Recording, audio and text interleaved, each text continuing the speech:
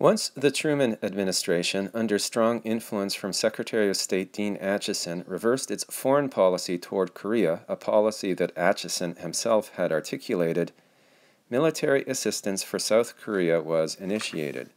However, it's important to keep in mind this was the same assistance that had de facto slowed to a trickle while the North's military buildup through early 1950 was being monitored.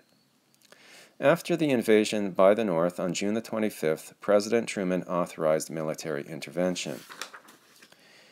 The immediate consequence of this was USAF air cover, UN Security Council approval for military action, and the circumvention of the need for a formal declaration of war from Congress by President Truman, who labeled his administration's new policy a police action, quote unquote.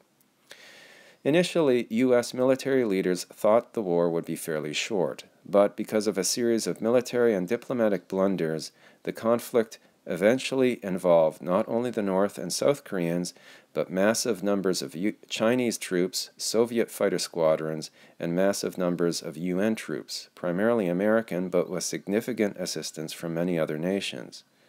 The result was an absolutely devastating war, with appalling casualties for all sides, in particular suffering by civilians.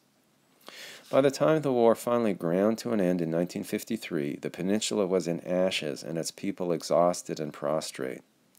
What had begun as a form of civil war had, seen from this perspective, solved nothing. The two new nation-states still glared at each other, albeit with a moderately different border.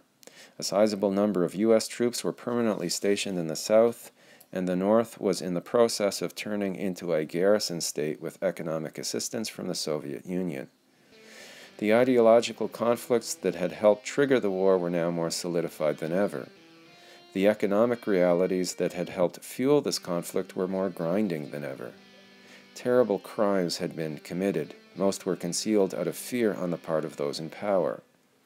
The result was the creation of a vast pool of average people, desperately poor, living under dictatorship and unable to speak certain forms of truth.